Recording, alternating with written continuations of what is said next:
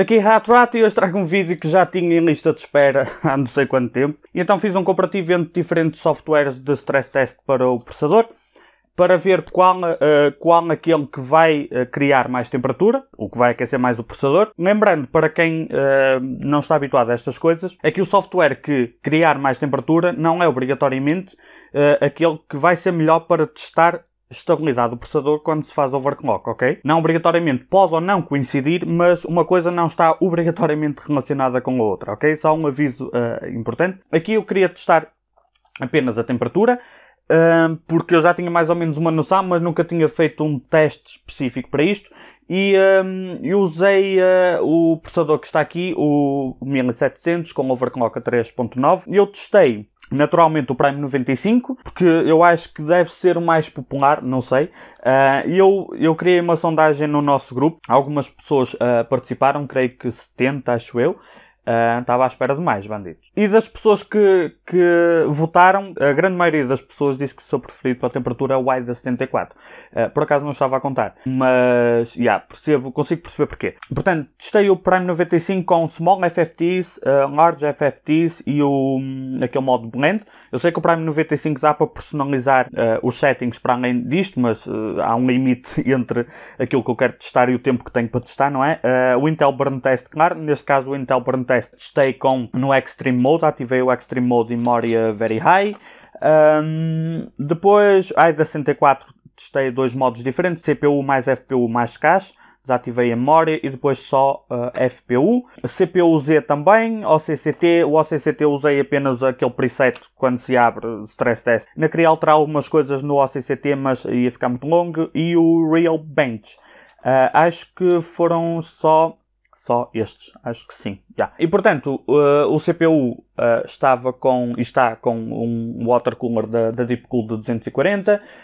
Eu tentei ver mais ou menos qual era a melhor forma de poder comparar as coisas, quanto tempo é que iria levar neste processador com este overclock nesta caixa, com este dissipador a atingir a temperatura máxima, e descobri que a forma mais segura era, naturalmente, para comparar tudo, as ventoinhas estavam sempre à mesma rotação, nesse caso pus as ventoinhas ao máximo, o que foi um bocadinho incomodativo enquanto estava aqui ao lado, não é? Mas whatever. Ventoinhas ao máximo, portanto não há variação de rotação de ventoinhas de um teste para o outro.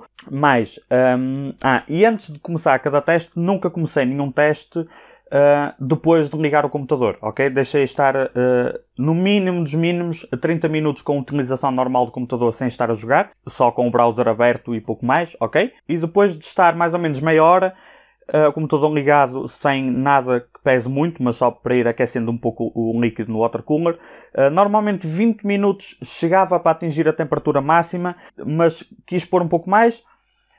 O Intel Burn Test nós temos que escolher a quantidade de passagens e pareceu-me equilibrado escolher 15, porque o pré-definido é 10 e vai dar ali 19 minutos. Ok, 15 deu 29 minutos para o total a passar o teste. Eu então fiz os outros testes a 30 minutos, ok? O que me estava a preocupar era o Intel Burn Test, porque nós temos que escolher o tempo que ele vai, as passagens, não é? E eu então tinha medo dele acabar muito cedo. Bom, whatever. Terminei 15, dava mais ou menos 30 minutos, e os outros stress tests foram todos com 30 minutos. Que em nenhuma situação eu acabei um e comecei outro. Eles foram inclusivamente feitos em dias diferentes, mas houve alguns que fiz no mesmo dia. E nos que fiz no mesmo dia, acabava um stress test e esperava que a temperatura, eu tinha visto qual era a temperatura em idle dele, ok? Esperei que a temperatura chegasse do processador à temperatura normal de idle, assim como à temperatura da VRM, porque demorava mais. Não é que fosse ter assim muito impacto, mas descargo de consciência, ok? Só para dizer que os testes começaram todos com mais ou menos no mesmo terreno, no mesmo patamar, ok? Outra coisa, antes de mostrar os resultados, é que os resultados que eu tive e que vamos aqui ver são naturalmente resultantes da combinação de este processador, neste overclock, nesta voltagem, neste dissipador, nesta caixa, com estas ventoinhas, e desta arquitetura de CPU, não é? Que é a AMD Ryzen. Naturalmente, e eu tenciono, não sei quando e se no futuro, repetir este teste com Coffee Lake. Adoraria fazer isso. De momento não tenho nenhum Coffee Lake aqui, se tiver é algo que eu quero fazer. Mas estas diferenças eu acredito que vão ser diferentes noutra arquitetura. Por aquilo que eu já conheço de trás, parece-me que sim. Houve aqui umas coisas um bocadinho estranhas, mas o que me deu é o que está aqui. Ok? Portanto, vamos lá. E então, primeiro gráfico, eu vou mostrar apenas a temperatura delta, ou seja, a temperatura acima da temperatura ambiente. Não interessa aqui a temperatura final, porque foi em dias diferentes, as temperaturas ambiente eram diferentes. E vemos que o mais quente foi o Intel Burn Test, lembrando, em Extreme Mode, e o mais frio foi o CPU-Z. Este CPU-Z não era novidade nenhuma, para mim, já sabia. O Intel Burn Test também já sabia que se não tivesse em primeiro, estaria quanto muito em segundo. E depois temos a Prime 95 Large e Small FFTs, deu praticamente um empate.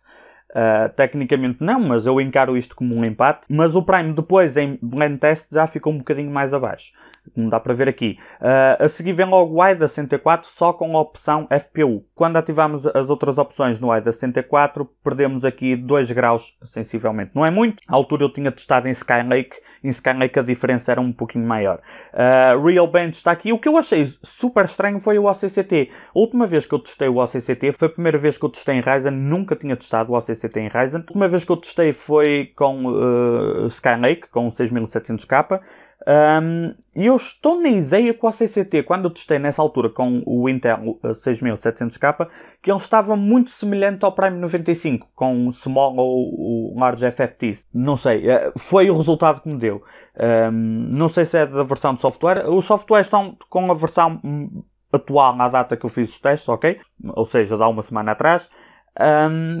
O OCCT eu achei mesmo estranho. Não sei se é por ser em Ryzen, não sei se é uma versão qualquer, se é esta versão do OCCT que é assim. Bom, whatever, é o que está aqui. CPU-Z já não me surpreende, eu já sei que ele por natureza aquece pouco em relação a outros. E é por isso também que eu gostaria de testar isto no futuro com Coffee Lake. Eu digo Coffee Lake, podia ser outra arquitetura interna, Cabin Lake também, porque há aqui coisas que eu acho que iriam ser diferentes. Principalmente o OCCT e a diferença do Prime 95 para o AIDA. O AIDA está muito semelhante. E eu lembro que em Skylake acho que não era assim, a diferença era um pouquinho maior. Bom, por isso é que eu referi que é importante a questão da arquitetura. Arquiteturas diferentes é normal que se comportem de forma diferente, mas é normal à partida que se testarem um CPU que aqueça um pouco mais e que tenham também um dissipador com um bocadinho menos de capacidade de refrigeração, que as diferenças se distanciem um pouco mais, ok? Da mesma forma que se testarem com um CPU que aqueça ainda menos, ou um Ryzen de stock, por exemplo, que as temperaturas sejam ainda mais próximas, talvez. O Ryzen estava a 3.9, 3.9 está praticamente um limite que este Ryzen consegue fazer, 3.925, mas com uma voltagem muito maior, portanto 3.9 é o máximo razoável que este 1700 dá, e, portanto foi isso que aconteceu. Depois eu simulei, peguei nas temperaturas delta e simulei acrescentar 25 graus como se a temperatura ambiente tivesse sido 25 graus em todos os testes, que não foi.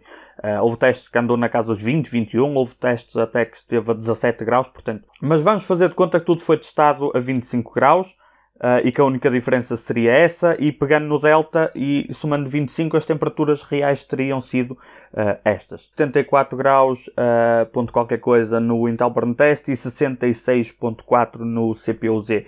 Ainda é uma diferença, na casa dos 8 graus, não é? Entre o mais quente e o mais frio. É isso, tens um Ryzen e quer saber o que usar para testar temperaturas, não obrigatoriamente estabilidade. Tens aqui um guia que pode ajudar, ou quanto menos seja para estabilidade, corre estes todos. Bom, eu acho que depois disto, acho que está confirmado que o meu overclock está estável, digo eu, senão não tinha passado estes todos.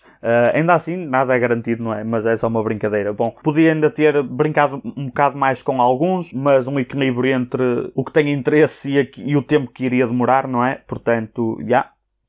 Bom, e para este vídeo é tudo. Espero que tenham gostado. Se tiverem gostado, carreguem gosto. Se não gostaram, não gosto, subscrevam. E até à próxima.